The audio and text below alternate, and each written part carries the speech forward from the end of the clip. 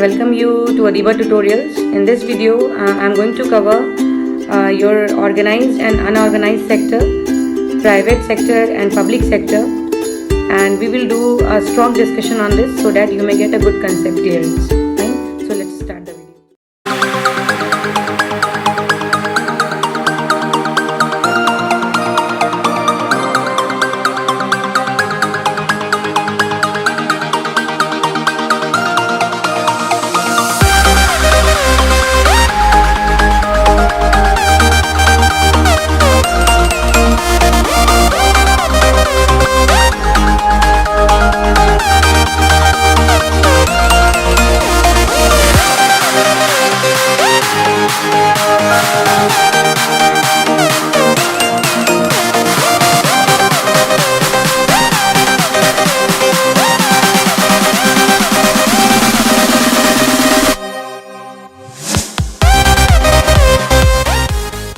My dear students, let's start this video. In the previous part of this chapter, that is chapter 2, sectors of the Indian economy. Okay, in that I discussed about the various sectors, primary, secondary and tertiary. And in this video, before discussing more sectors, firstly we will discuss these three, means primary, secondary and tertiary, their interdependency on each other. Okay, so broadly speaking, economic activities are grouped into three different sectors. Now this we all know. So let's take the example. The primary sector, which is mainly called agricultural sector, gets many articles of its use such as fertilizers, pesticides, agricultural machinery, equipment, etc. From which sector? From secondary sector, that is the industrial sector. Okay, so the secondary sector also receives its raw materials such as cotton, jute, wool, sugarcane, etc. From which sector? From primary sector. Okay, and from the secondary sector it also such as building machines, equipments, computer, etc. So from this example, what we can say, that the primary sector, secondary sector and service sectors are interrelated and interdependent, and they mutually affect each other. So this is the relation between primary, secondary and tertiary. If any of the one sector is not working in a proper way, then it will surely affect the secondary as well as tertiary, or you can say if this sector tertiary is not working in a proper way, then it will surely affect these two sectors. So we, like this you can say that interdependence of various sectors is there. Now another example you can take, suppose the Indian textile mills import cotton for their requirement from a foreign country and do not purchase from domestic cotton farmers. So in such case, cotton prices will fall in the Indian market and cotton cultivation will become non-profitable. So in this situation, what will happen? Farmers will have to stop cotton cultivation, cotton production they have to stop, or they will become what? They will become bankrupt because of this. So from this example, we have learned this, that cotton growing farmers are dependent on textile mills, which shows that primary sector is dependent on secondary sector. Okay. Now let's take another example. Suppose the transporters go on strike, okay, and refuse to take food grains, vegetables, milk, etc. from the rural areas to the urban areas. So in such situation, what will happen? There will be scarcity of food items in the urban areas and farmers would not be in a position to sell these products. And beside this, finished goods will not be transported from the factories to the market. So as a result, as a consequence, what will happen?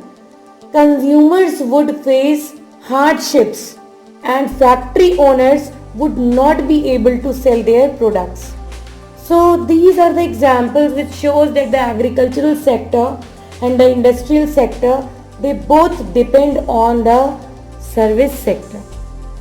So this was all about the interdependence of various sectors. I hope it is clear to you from the various examples. Okay, now let's move to the next topic.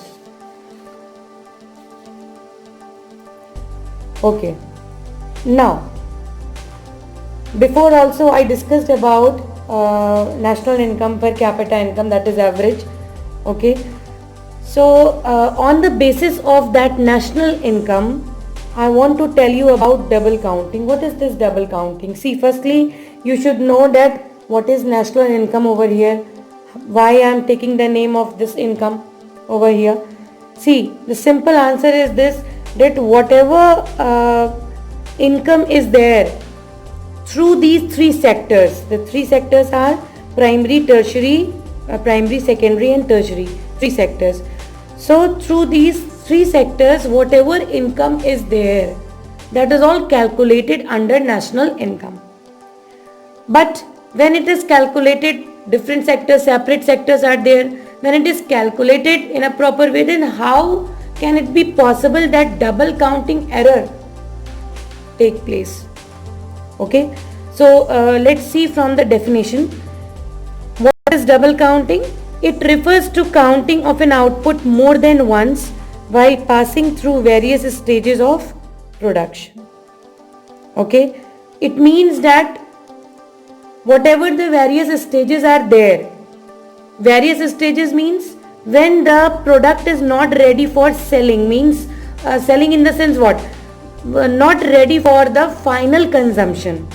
Okay, so in middle these are called as the intermediate products. So when we are calculating all the intermediate products along with the final product, it gives wrong counting, and that is why it is called as double counting. Let's see from the another definition from here. When the value of intermediate goods are taken in national income, which results in overestimation of national income. Okay, same. What was given over here, same is written. So such overvaluation in national income is called double counting. See these two definitions. If you have not understood through this, so now I will give you example. I want to take an example in front of you. See over here, I have taken the example farmer.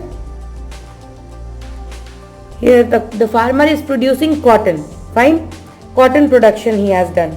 So now farmer is at 0. Now because he is producing this on its own. Okay, now after the production he sells his produce to the spinning mill at 1000 rupees.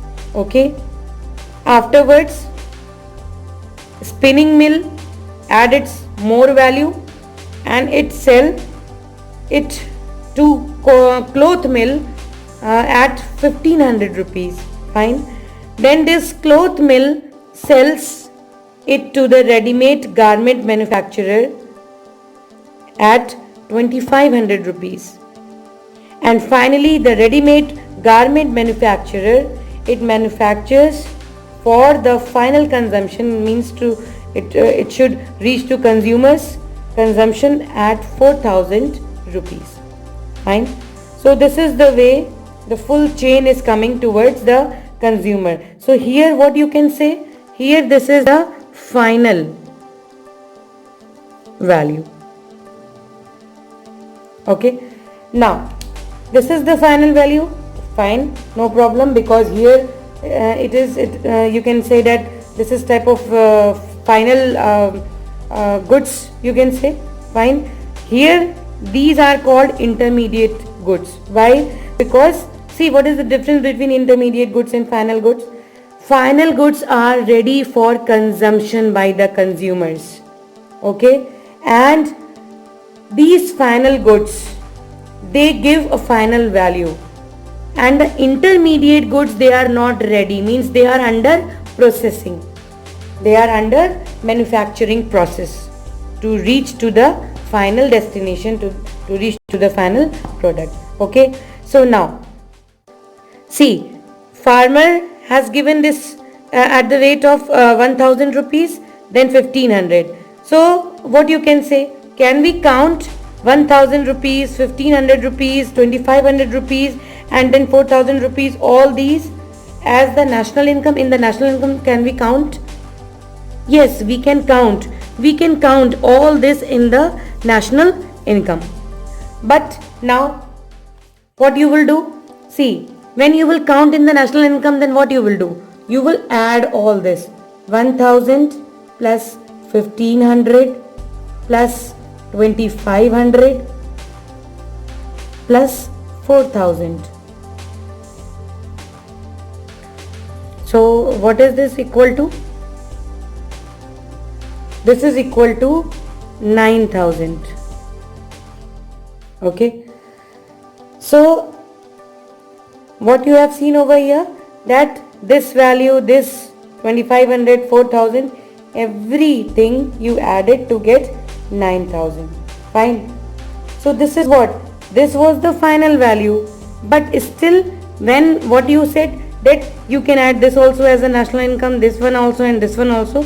So what you did, that we added all the values over here, and then lastly 4000, the final value also to it.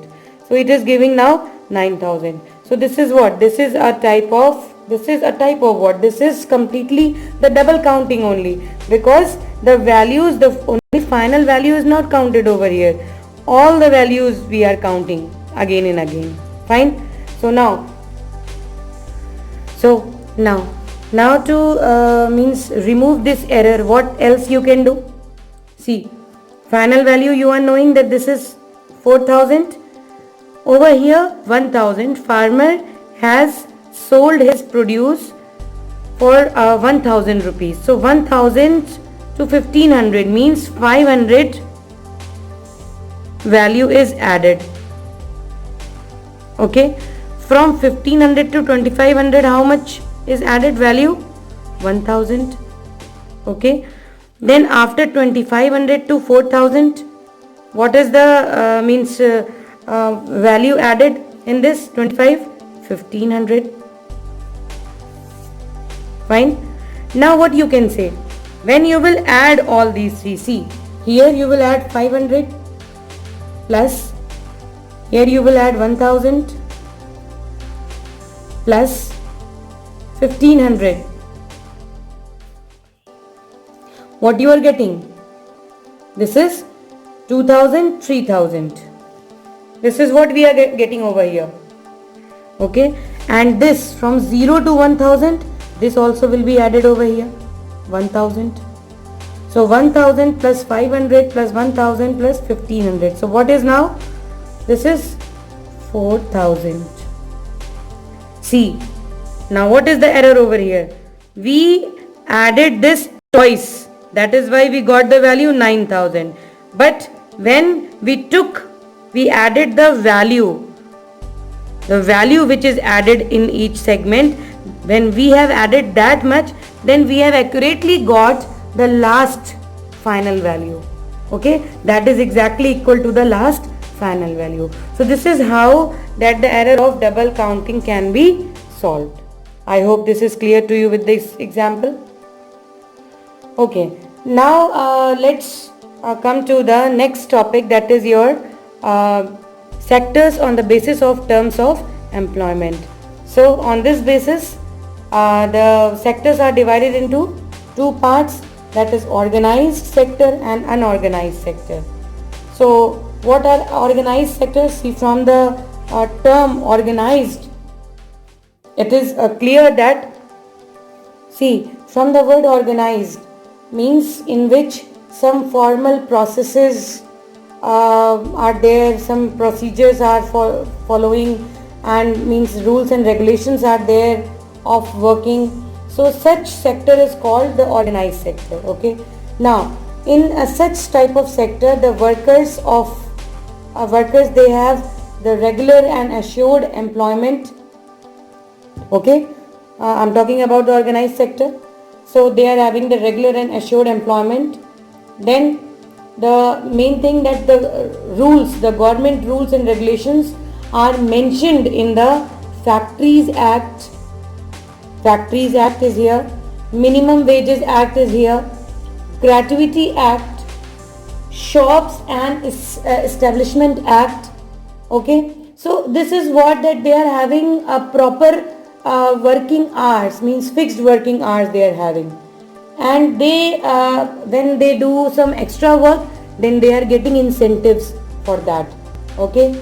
Also with that, they enjoy the paid casual leaves. Okay, medical leaves, PF, Provident Fund, then medical, traveling and dearness allowances, and many more benefits also they get. So this is exactly what is organized sector, in which the things are very much organized. Okay. We also see that after retirement, the funds are given. Before, pension was there. Okay, was given, and they have a relatively better environment and better conditions of work. So I hope organized sector is clear to you. Okay. Now let's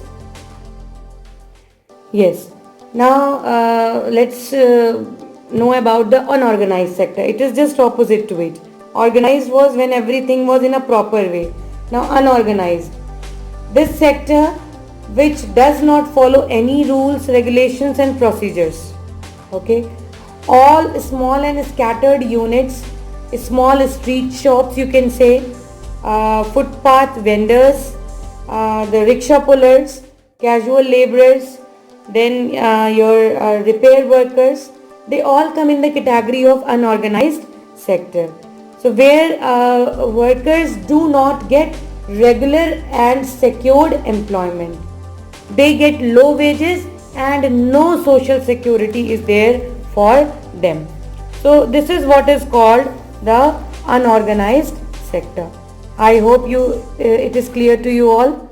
The difference is asked in your board exam about unorganized sector and organized sector.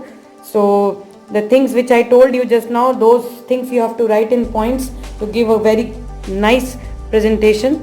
Okay, and the big differences between these two. Okay, now let's move to the next one.